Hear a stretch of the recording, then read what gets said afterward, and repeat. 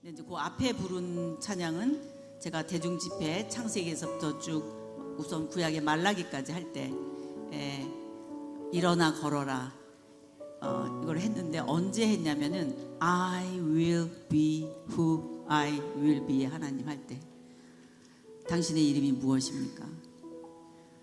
아브라함의 하나님, 이삭의 하나님, 야곱의 하나님으로 우리 종족은 지금 알고 있는데, 나는 당신이 어떤 하나님인지 모르겠습니다. 당신의 정체를 좀 밝혀주십시오. 만나본 적이 없습니다. 나는 귀로만 들었습니다. 그랬을 때 하나님께서 당신을 인트로듀스 하시면서 말씀하신 당신의 이름이 야훼, 여호와이잖아요. 쉐키나의 하나님, 우리 가운데 언약 맺은 백성들 가운데 들어와 거하시는 하나님.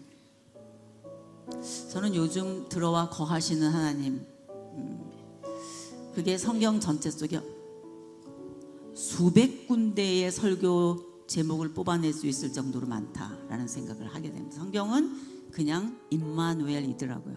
성경의 주제는. 그래서 하나님의 이름이 임마누엘, 쉐키나의 하나님, 우리 가운데 들어와 거하시는 하나님, 함께 하시는 하나님. 네, 그것 자체가 안전보장이고 생명보장이지 않습니까? 그래서 선악과 나무부터, 선악과 나무가 첫사람 아담에게 보이는 하나님으로, 하나님은 눈에 보이지 않으니까 보이는 하나님으로 그곳에 이렇게 있는데, 처음부터 하나님은 우리의 생명은, 나라는 존재의 실존 자체는 하나님이 우리와 함께 계시다. That's it. 거기서부터 출발한, 선악과 나무에서부터 출발한 하나님이 우리와 함께 계시다. 나무를 볼 때마다 하나님은 지금 우리와 함께 계셔. 그 개념이 얼마나 요한계시록까지 흘러가는지, 그냥 그게 구원이구나, 구원이라는 단어가 그 뜻이구나, 그런 것을 많이 요즘 묵상하고 있습니다. 우리 찬양 한번 다시 해볼까요? 얘기하다 찬양하고 얘기하다 찬양하고 그러면 좀 안 될까요? 꼭 무슨 설교하겠습니다 강단에서 그런 것보다. 괜찮지 않아요? 오, 네. 우리 아니 그거는 이상, 그거 아니고 일어나 걸어라. 나의 등 뒤에서. 그게 하나님은 언제나 우리와 함께 계시는 현재형의 하나님이라는 거거든요.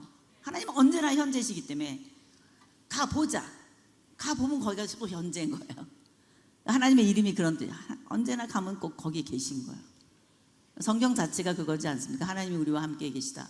역사 속에 들어와 계신 하나님. Who are you? 물어봤을 때 나는 너랑 언제나 같이 있는 하나님이다.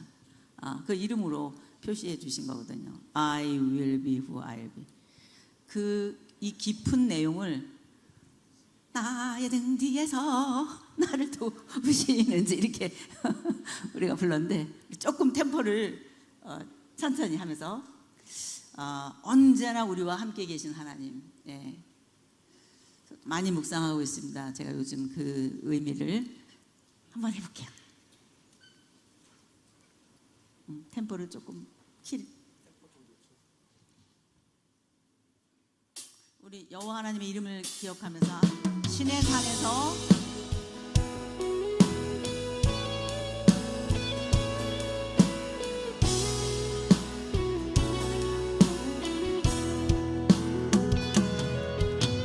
나의 등 뒤에서 나를 도우시는 주, 나의 인생 길에서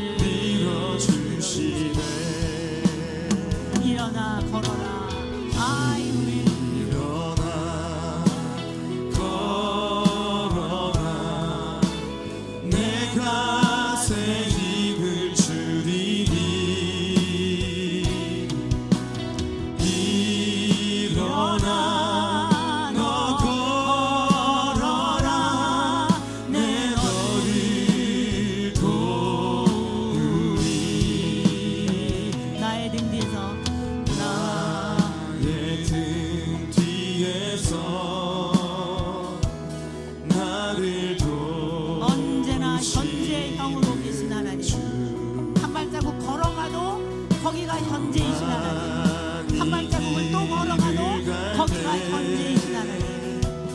보이지 않아도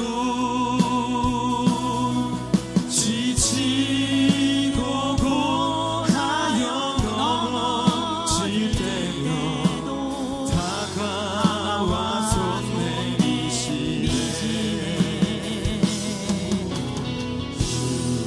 일어나 걸어라 내가 새 힘을 주리니.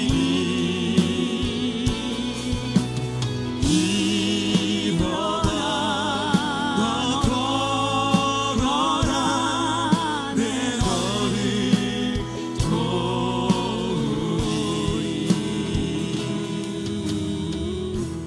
우리 지금 출애굽기쯤 왔을 때 내가 늘 지치고 고나게 되는 게 뭔가, 나한테는 뭐가 나를 디프레스 되게 하나, 어김없이 다시 주저앉고 싶게 만드는 게 뭔가,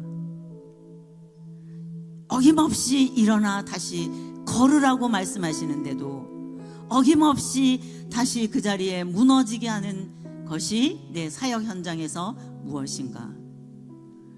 우리 이 시간에 한번 조용히, 그럼에도 불구하고 임마누엘, I will be who I will be, 예, 하나님이 우리와 함께 동행하심을 글자로가 아니라, 개념으로가 아니라, 늘 우리가 설교하던 내용으로가 아니라 정말 내 삶 속에서 그렇게 일어나 걸으라고 하시는데도 일어나지 못하는 그 부위가 무엇인지 이 시간에 하나님 앞에 내놓고 조곤조곤 한 2, 3분 동안 간절히 한번 기도해보면 좋을 것 같습니다. 다 같이 기도하겠습니다. 하나님, 어김없이 일에 파묻혀서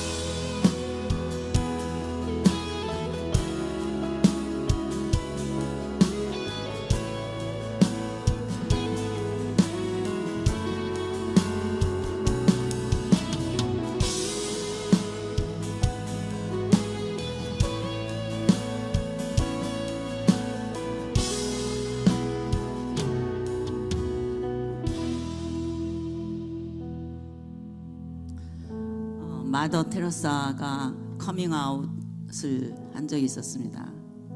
제가 그렇게 많은 사역의 현장에서 가난한 사람들 돌보고 소위 사역을 하고 있어요.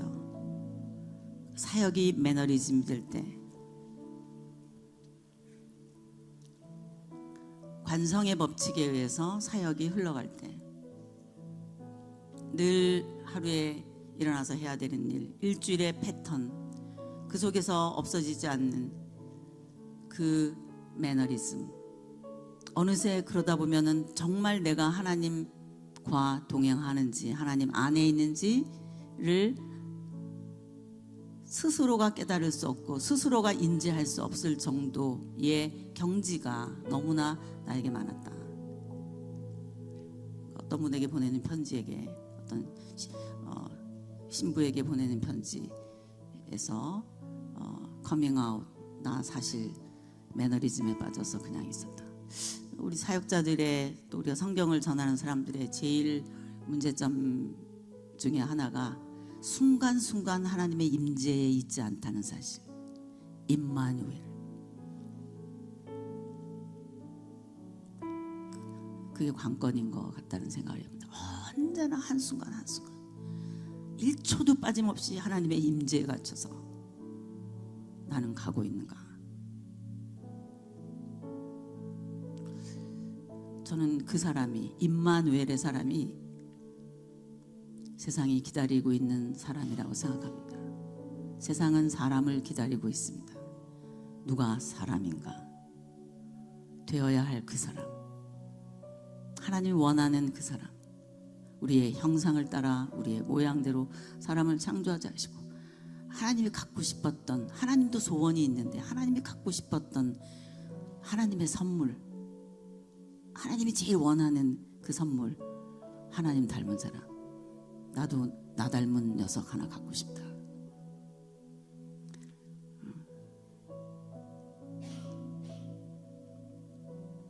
우리에게 그런 소원이 있는가?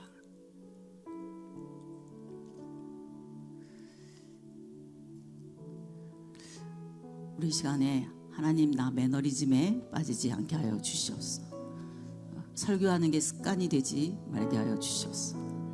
성경을 전하는 것이 그냥 패턴이 되지 말게 하여 주시옵소서. 저는 그 사람이 그 사람이라고 생각합니다. 설교하는 게 직업이 되지 않게 하여 주시옵소서. 우리 시간에 한번 조물조물 우리가 그렇게 되기를 원하는 하나님이 갖고 싶은 사람, 하나님이 갖고 싶은 사람, 저 사람처럼 되고 싶다. 그런 모델이 있는가? 저 요즘 그런 생각 해봐요. 정말 이 세상에는 누가 모델인가? 누가 사람인가? 그런 생각 많이 해봅니다. 다시 한번 이 시간에 일에 파묻히지 말고, 일이 늪이에요. 하다 보면 일이 늪이더라고. 하나님, 성경이 오히려 늪이 되지 말게 하여 주시옵소서. 일이 늪이 되지 말게 해주시고, 설교가 늪이 되지 말게 해주시고,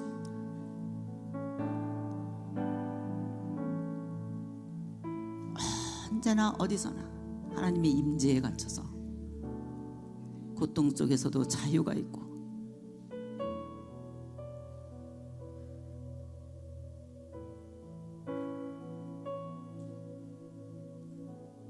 우리 시간에 한번 그렇게 하나님 앞에 기도하며 나 자신을 그렇게 만들어가고 싶다. 그런 기도를 하나님께 올려드리겠습니다. 같이 기도하겠습니다.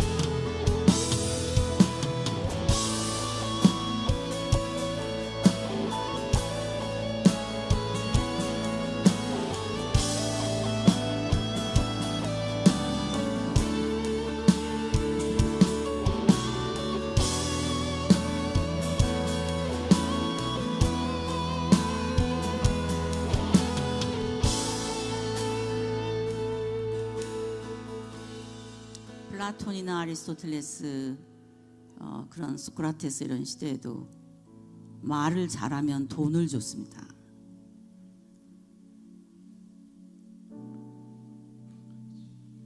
설교를 하면 돈을 주면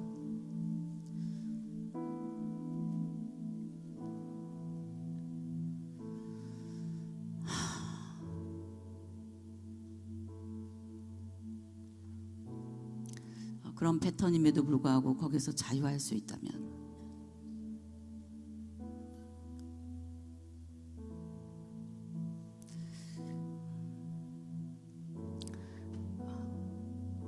복음을 전하고 있는 우리들이 얼마나 위험한가. 호떡을 팔거나 고구마를 구워 파면 차라리 괜찮은데 하나님의 말씀을 전하고 사례를 받는 우리들은 얼마나 위험한가. 그런 생각 많이 해봤습니다.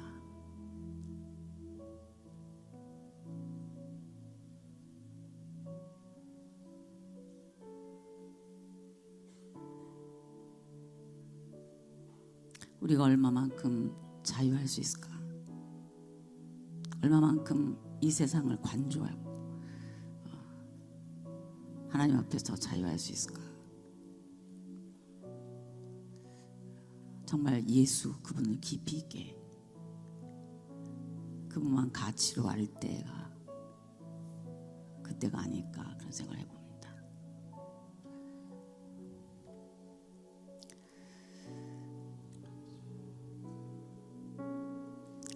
저는 요즘 더더욱 AI 시대에 들어서면서 그리고 특히 우리나라에도 차별금지법 들어오고 정의가 뭔지 도가 뭔지 기준이 뭔지 크라이테리아가 뭔지 전혀 알 수 없는 그런 시대에 우리가 살고 있고 완전히 정의 자체가 무너지고 절대라는 개념 자체가 없어진 이런 시대 속에서 절대를 외쳐야 되고 하나님 말씀을 외쳐야 되는 우리는 얼마나 자유해야만 그게 가능할까 그런 생각을 해봅니다.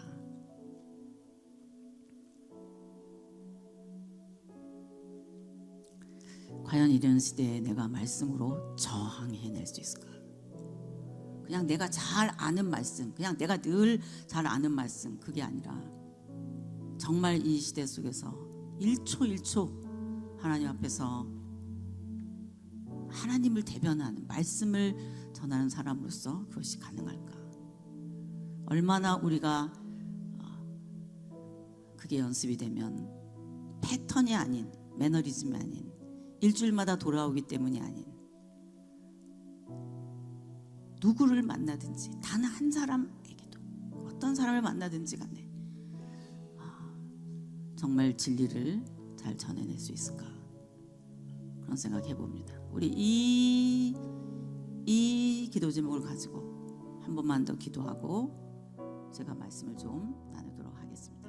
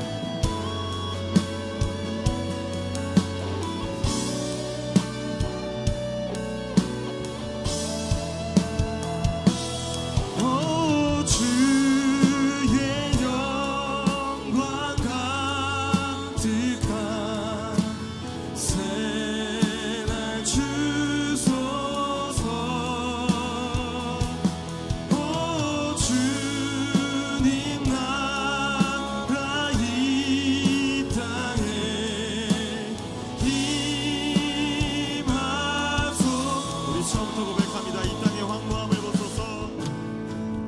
이 땅의 황무함을 보소서. 하늘의 하나님 긍휼을 베푸시는 주여, 우리의 죄악 용서하소서. 이 땅 고쳐 주소서. 이제 우리 모두 하나 되어, 이제 우리 모두 하나 되어 이 땅에 무너진 기초를 다시 쌓을 때 우리의 우상들을 태우시 성령의 불 임하소서. 부흥의 불길 타오르게 하소서. 진리의 말씀 이 땅 새롭게 하소서. 은혜의 강물 흐르게 하소서. 성령의 바람 이제 불어와. 오 주의 영광 가득한 새날 주소서. 오 주님 나라 이 땅에 임하소서. 부흥의 불길, 나부터 부흥의 불길, 부흥의 불길 타오르게 하소서. 진리의 말씀 이 땅 새롭게 하소서. 은혜의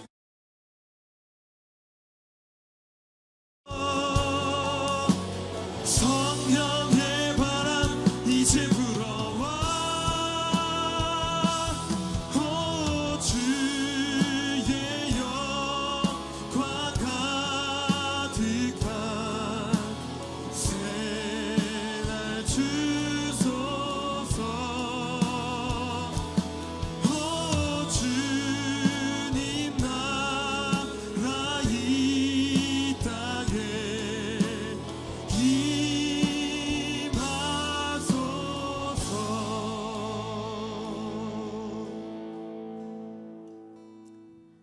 하나님 아버지, 내가 부흥되고 싶습니다. 내가 부흥되어야 할 것 같습니다.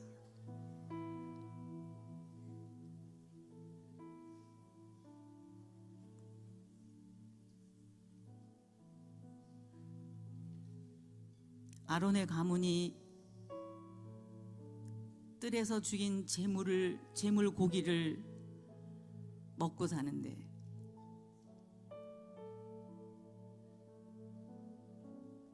그 익숙한 제물 고기가 아론의 가문을 망쳤습니다. 하나님, 우리는 거의 레위인들입니다. 제사장들이 먹고 사는 고기 덩어리가 레위인들을 망쳤듯이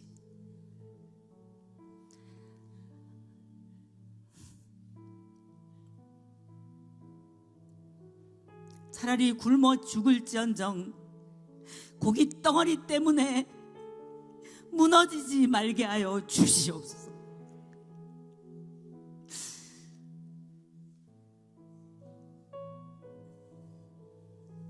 날마다 하나님 앞에서 두려워 떠는 마음으로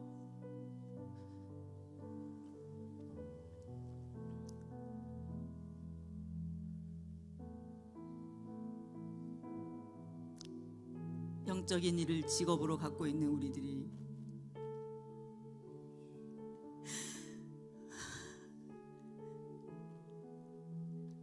하나님, 우리 생터는 두렵고 떨림으로 성경을 손에 쥐게 하여 주시고, 하나님의 임재 안에서 주님의 음성을 듣는 그 귀한 습관이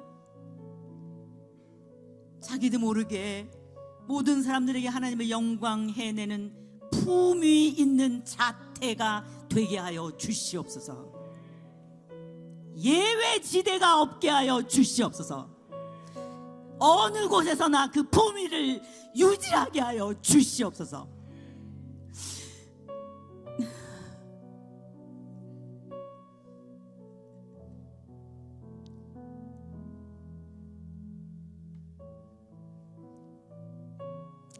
밤에 눈을 감으면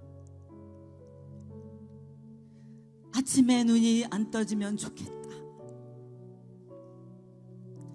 이 세상에 죽음, 멸망, 고통, 미움, 교만, 이런 것들에 짓눌려서, 그 죽음에 짓눌려서, 그 죽음에 살갗이 닿아서,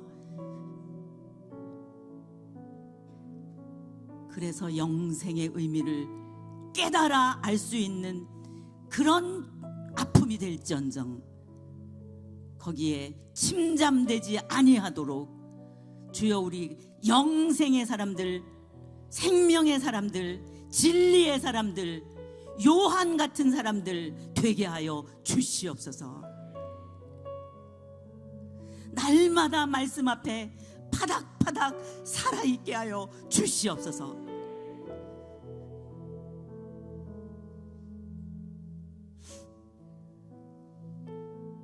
낚시를 들이우면 손맛이 파닥파닥하듯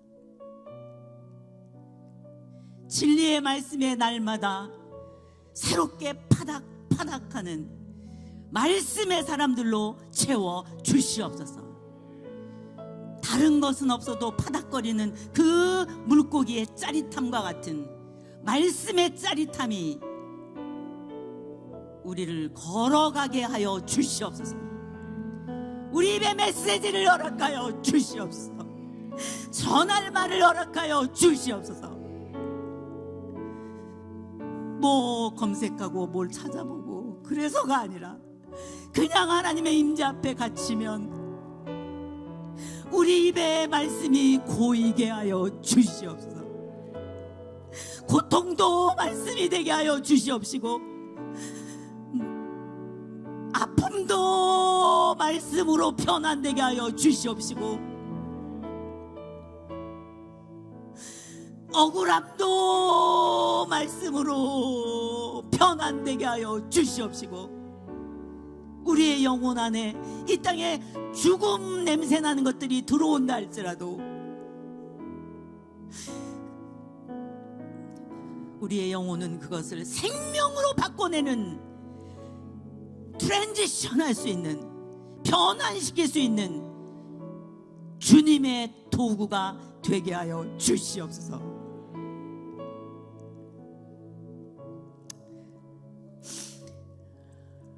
하나님, 저는 요한이 좋습니다. 날마다 요한을 생각합니다.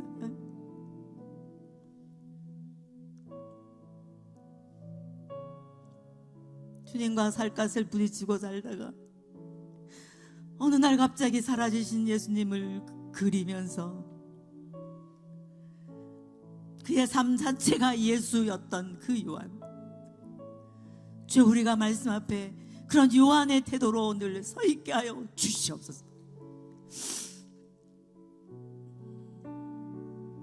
주님, 우리가 생터인입니까? 주님, 우리가 성경의 사람들입니까? 우리가 12,000명 그러면서 하나님, 12,000명이 그까짓 게 뭡니까? 장롱 면허가 거의 다인데 그까지 12,000명에 우리를 팔아넘기지 말게 하여 주시옵소서.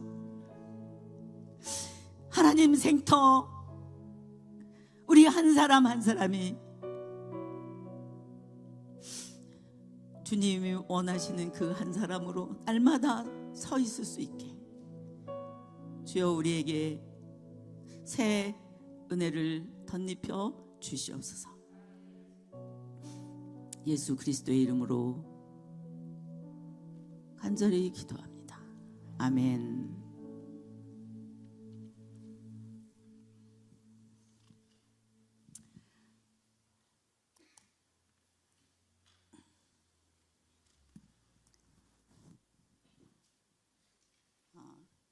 비행기 타고 오늘 도착하신 분도 계시고, 그런데도 이 시간까지 이렇게 계시는 여러분들 보면 내공이 대단하시다. 굉장히 많이 영적인 근육이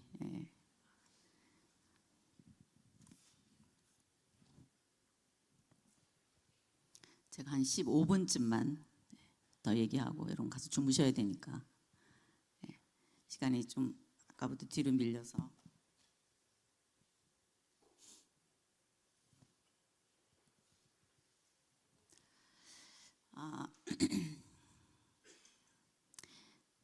매년마다 다음 해를 바라보면서 생터는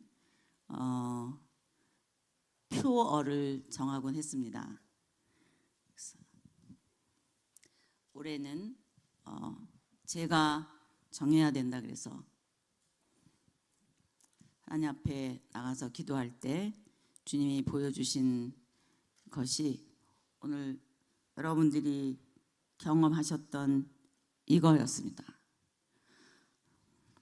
전혀 생각하지도 않았었는데 하나님이 턱 떨어뜨려 놓으셔서 그냥 순종하고 믿음으로 우리 생터 본부 식구들과 함께 늘 기도하면서 같이 기도하면서 예배 안에서 예배 속에서 같이 그림을 그려가면서 그렇게 왔는데 오늘을 실제로 맞이했습니다. 저는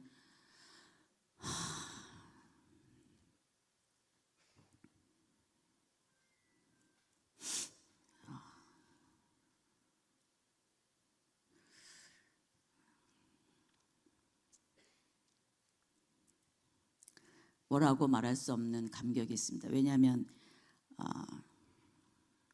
그것을 보여주시고 나서 저에게 한 12번의 기적을 보여주셨기 때문입니다. 우리 새로 임원 되신 지부장님들과는 한번 쉐어링을 했었습니다. 나눴었습니다. 내일 제가 함께, 오늘은 시간이 없어서 나누면서 달려갈 K-바이브를 여러분들과 함께 꿈을 꾸면 좋겠다고 생각합니다.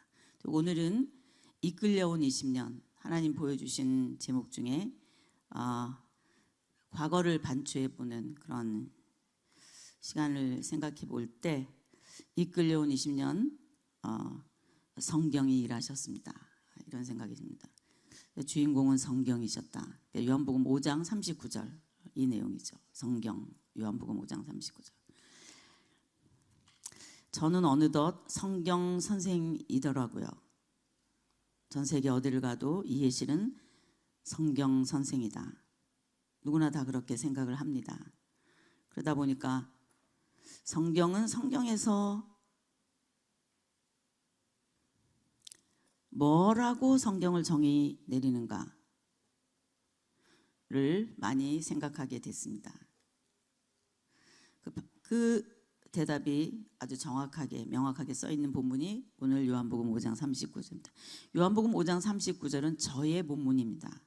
누군가 저에게 물어보면 저는 언제나 요한복음 5장 39절이라고 대답합니다. 너희가 성경에서 영생을 얻는 줄 생각하고 성경을 상고하거니와 연구하거니와 이 성경이 곧 내게 대하여 증언하는 것이니라. 이 정의는 바울의 정의도 아니고 다윗의 정의도 아니고 사도 요한의 정의도 아니고 예수님의 정의입니다. 예수님께서 정확하게 내린 정의입니다. 우리는 모두 이 본문의 내용을 알고 있습니다. 요한복음 5장 베데스다 연못 사건 다 알고 있습니다. 그래서 이 성경이라고 하는 이 주제 때문에 제가 하는 일이 성경이다 보니까 여러분들도 마찬가지입니다. 그래서 제가 요한복음 5장을 더 깊이 연구하고 파고들고 그랬던 것 같습니다. 그러다 보니까 이런 그 기독교의 심장과 같은 명제, 기독교의 심장이 뭡니까? 뭐 사랑, 생명, 진리, 성경, 예수 뭐 이런 명제들인데 이런 거를 아주 단칼에 정의 내리고 그 안에 다 캡슐처럼 집어넣어둔 요한복음 5장 39절. 너희가 성경에서 영생을 얻는 줄 생각하고 성경을 연구하거니와 이 성경이 곧 내게 대하여 증언하는 것이니라.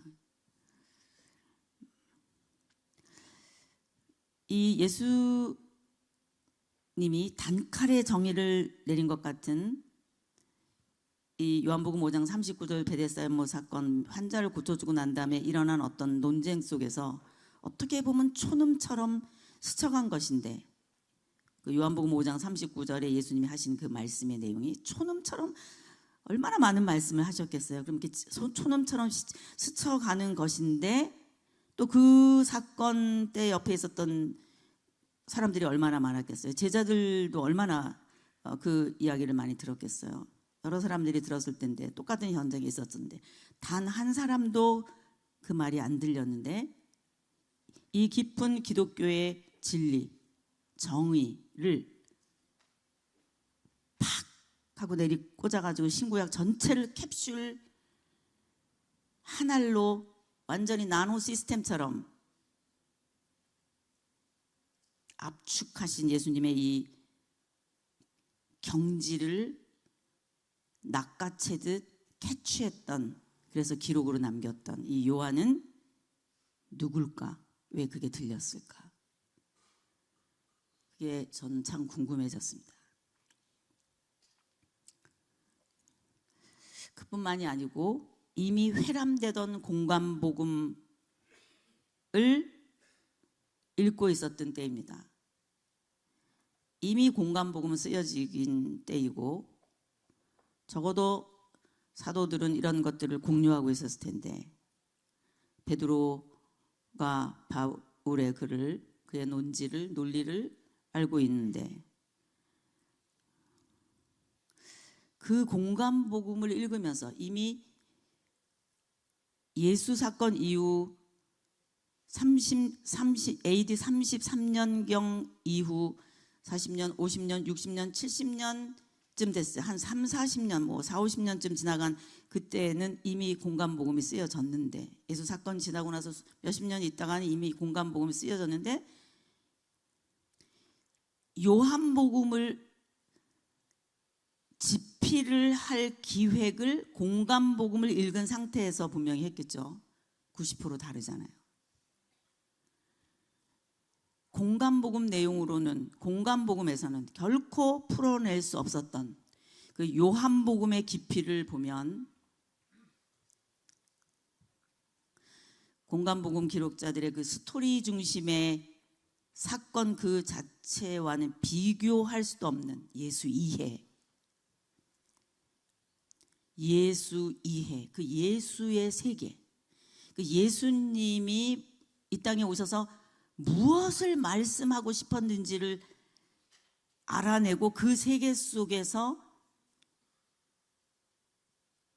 자기 사상, 기독교 사상 체계를 정리하고 있었던 이 사도 요한, 도대체 그분은 어느 정도인가, 그 깊이가, 그런 생각이 들었습니다. 그러니까 예수님 승천 이후에 요한은 뭐 한 4, 50년이든 5, 60년이든 요한복음 내용 안에 요한복음 내용으로 살고 있었던 거예요. 여러분 이게 이해되십니까? 예수님 승천 이후에 요한은 요한복음 내용 안에서 살았다고요. 그러니까 요한복음을 썼죠. 속에 고인 게 나오는 거거든요.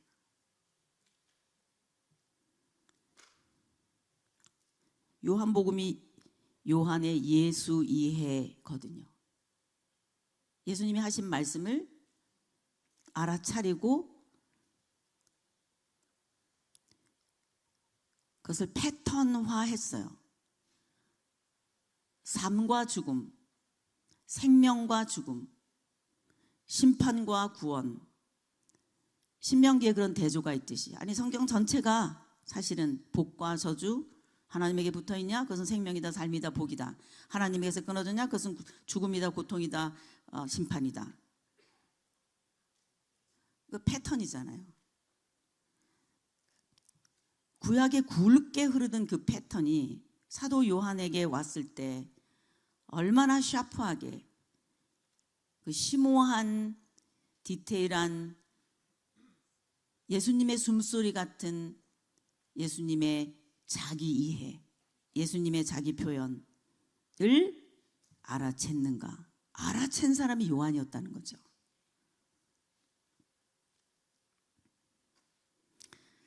그래서 공간복음이 회자되고 있을 그때에도 요한은 그가 숨쉬고 살고 있는 세계가, 그래서 저는 예수 세계였다라고 생각을 합니다.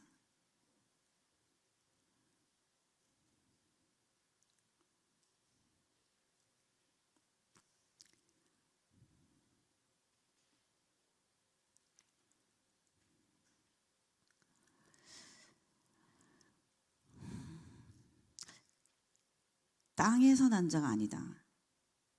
하늘로서 온 자여야 한다. 니고데모든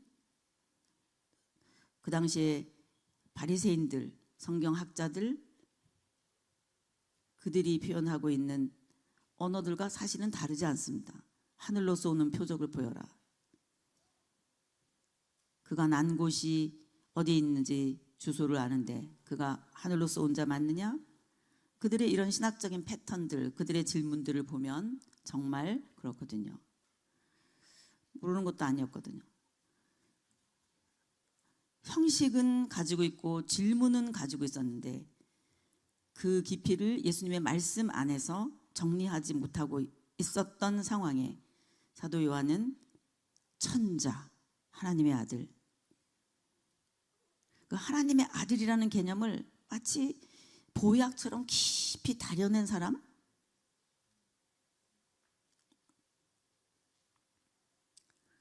그가 육성으로 들었던, 스쳐 지나갈 수도 있었던 한순간에 어떤 사건 속에서 예수님의 입에서 나온 그 말씀을 얼마나 자기 속에 차곡차곡 개념 정리를 했는지, 그러다가 때가 됐을 때 쏟아낸 게 요한복음이거든요. 키워드들이 있었습니다. 아까 말씀드린 대로 죄, 절망, 멸망, 심판, 죽음. 그러니까 그가 세례 요한의 팔로워였던 것은 심판의 메시지에 결이 맞는 사람이죠. 그의 신앙의 칼라가 심판 쪽, 정의로운 쪽, 누가 하나 뭐 좀 잘못한 거 견디지 못하는 그런 쪽이죠. 피할 수 없는 현실인 이 땅에서 우리가 날마다 손으로 만지고 부딪히고 찢기우는 죄, 절망, 멸망, 심판, 죽음, 이런 것들이 현실인, 미움이 현실이고 싸움이 현실이고 교만이 현실이고 아픔이 현실이고 대적하는 것이 현실이고 다툼이 현실이고, 이런 것들이 다 실제인, 현실인 이런 영적인 업계, 이 영적인 바닥에서 날마다 만신창이가 될 수밖에 없는 이런 상황에서, 그거 자체가 죽음인 상황에서, 죽음이 현실인 상황에서, 그것이 추상 개념이 아니라, 그것이 단어가 아니라 날마다 우리가 부딪히는, 우리의 속살이 부딪히고 우리의 영혼이 부딪히는 것들인데, 이 죽음의 속살이 더 깊이 닿을 때마다 절규하는 신음소리가, 살고 싶어요. 죽음에 부딪힐 때마다 외쳤던 사람, 살고 싶어요. 그 살고 싶어요가 eternal life.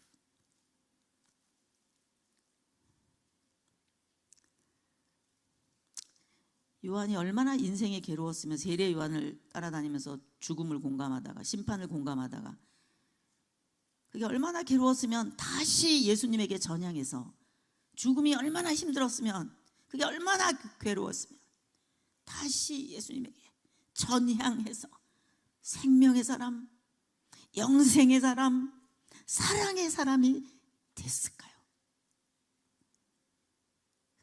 세례 요한 죽음의 사람, 심판의 사람, 멸망의 사람, 그 사람의 팔로워였는데 그게 매력이 있었는데 그게 신앙적으로도 칼라가 맞았는데 결이 맞았는데 왜 그는 영생, 사랑 그런 사람으로 전향을 했을까요?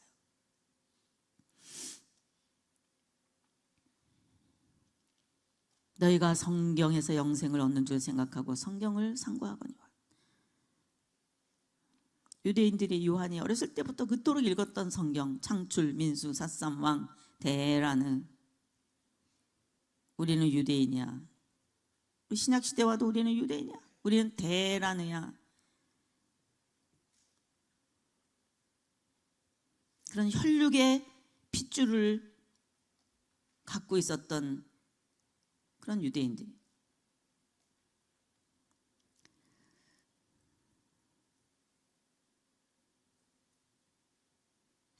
하나님 없는 현상이 죽음이고 하나님이 계시면은 생명이다. 멸망이 아니다. 심판이 아니다. 그래 맞아. 하나님이 오시는 것이 하나님의 나라가 오는 것이 그것이 구원이다.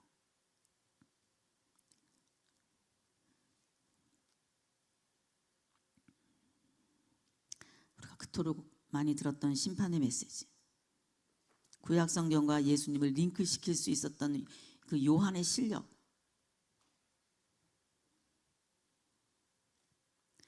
성경의 정의를 베데스다 연못 사건에 연결시킬 수 있는 이 안목, 아무도 그거를 캐치하지 못했는데 베데스다 38년 된 환자의 죽음 앞에서 그 환자가 이제 병이 들어 죽을 거라고 하는 그 실존 앞에서 거기서 영생을, 성경을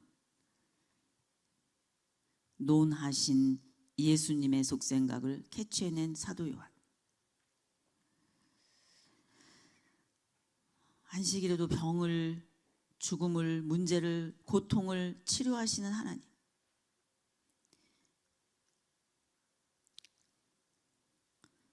죽음 아니다. 멸망 아니다. 심판 아니다. 세례 요한은 여전히 죽음을 얘기하고 세례 요한의 제자들은 한편에서 여전히 심판의 메시지를 전하고 있는데 죽음과 생명의 싸움,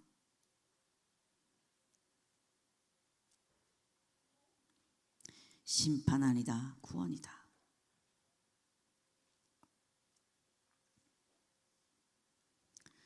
창조주 하나님이 생명이 전공이신데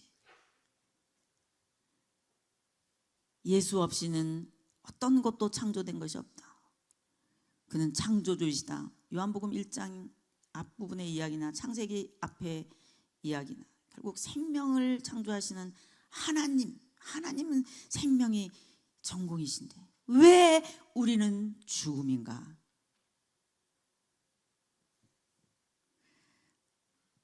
온 세상이 죽음, 온 세상이 고통, 정치계나 교육계나 비즈니스계나 가정이나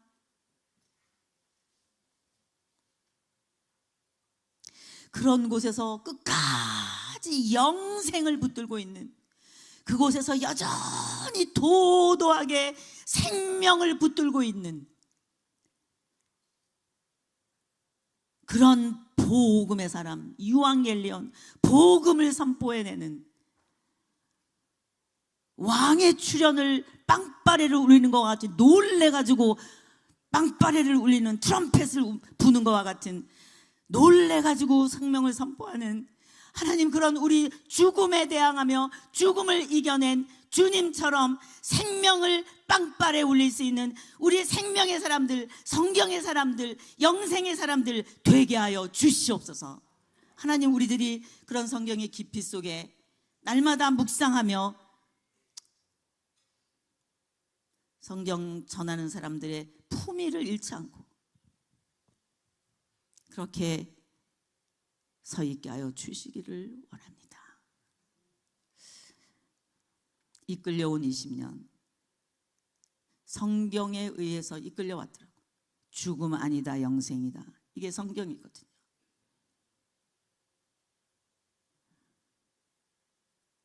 우리 삶이 죽음이 아니기를, 우리 삶이 영생이기를, 그래서 우리가 그것을 드러내는, 우리 안에 그 자태가 보이는 그런 우리 생터인이 되면 좋겠습니다.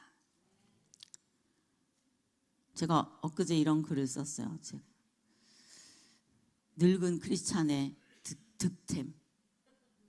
제가 늙은 크리스찬이더라고요. 2초 전에 했던 생각이 안 나서 생각이 이어지지가 않아. 게다가 단어도 생각이 안 나서 말을 잇지 못해요. 아침에 일어나면 손가락 마디가 뻣뻣하게 막대기가 박혀 있는 것 같고, 영순이인지 순영이었는지 이름이 앞뒤가 생각이 안 나. 사람 이름은 거의 다 생각이 안 나요. 한참 더듬어 생각해야 생각이 나요.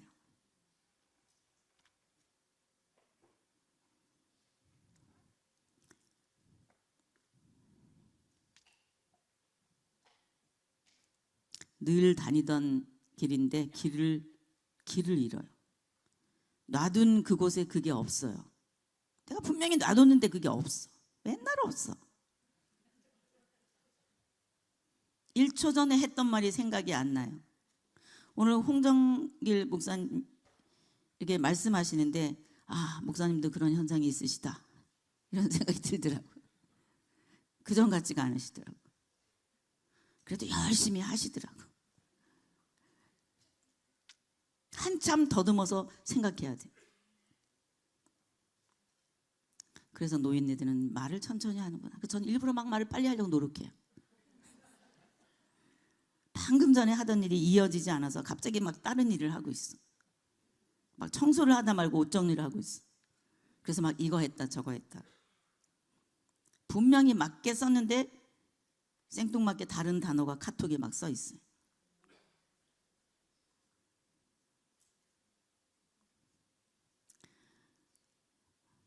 그런데 좋은 게 있어요. 아, 이제 곧 죽음이 오겠구나. 점점 낡아지는구나. 더더욱 죽음이라는 단어가, 더더욱 생명이라는 단어가 육신의 생명이 아닌 하나님 생명으로 이어지는 그 기가 막힌 세계, 그런 거는 놓치지 않아야 되겠다, 그런 생각을 해봅니다. 우리는 성경을 다루는 사람인데 너희가 성경에서 영생을 얻는 줄 생각하고 성경을 상고하거니 성경이 곧 나에 대하여 증거하는 것이다. 이것을 캐치한 사도 요한의 영성처럼, 사도 요한이 쓰는 요한복음에 있는 그 모든 내용들이 예수 이해인데, 하나님 이제 우리에게 다시 말씀에 대한 새 영을 불어넣어 주시옵소서. 지금까지 이끌려온 20년이 성경을 주인공을 했다면 더 깊이 있게 사도 요한 깊이 정도로 하나님, 우리들이 하나님 앞에 엎드릴 때마다 새롭게 보이고 새롭게 느껴질 수 있게 우리 생터인들 한 사람 한 사람 이끌려온 이 성경의 인생,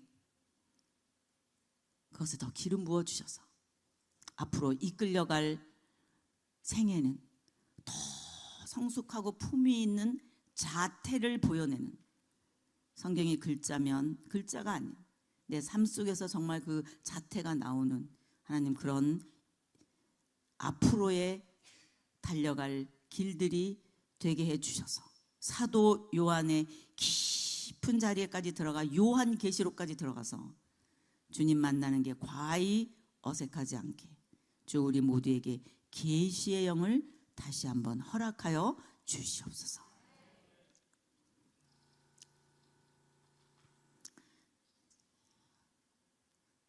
기도하겠습니다.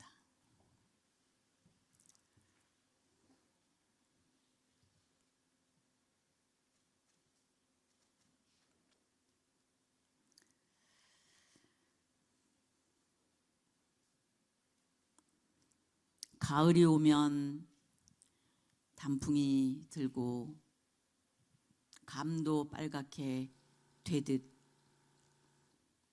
우리의 인생도 이쯤 오면 깊어지게 하여 주시옵소서. 우리에게 있었던 어떤 어려움이나 고통이나 모든 환경이 우리 삶의 생태계가 힘든다 해도 그것이 그냥 죽음이 아니라 우리를 익히게 하는, 우리를 달콤하게 하는, 열매를 잇게 하는 것과 같은 그런 영적인 생태계로 변환할 수 있을 정도로 전천후에 하나님의 사람들 되게 하여 주시옵소서. 하나님, 때때로 우리가 우리에게 당하는 여러 삶의 환경 속에서 이해할 수 없는 하나님의 인도, 이해할 수 없는 우리들의 그 환경들로 인하여 하나님을 대면하며 질문을 할 때가 많이 있습니다. 그런 상황 속에서 더 깊이 있는 말씀의 사람들로 익어가게 하여 주시옵소서. 더 익어가게 하여 주시옵소서. 이끌려온 20년을 관조해 봅니다. 전혀 기획한 것도 없었고 의도해서 여기까지 온 것이 없습니다. 하나님께서 전적으로 뜻이 계셔서 생장점이 터지는 성경 읽기 물어보면서 하나하나 구체적으로 따져보면서 성경을 이해해보자. 그러면서 여기까지 달려왔는데 이것이 모든 사람들에게 진리가 무엇인지를 배태해내는 그런 도구가 됐다면 주여 앞으로 전 세계를 향하여 나아가게 하여 주시옵소서. 이미 하나님이 깔아놓으신 이 모든 전 세계 열방의 한국 디아스포라들을 통하여 우리가 한국 사람이니까 하나님이 일하시되 혹 주님이 원하시면 우리들을 통하여 일하여 주시옵소서. 예수 그리스도의 이름으로 간절히 기도합니다.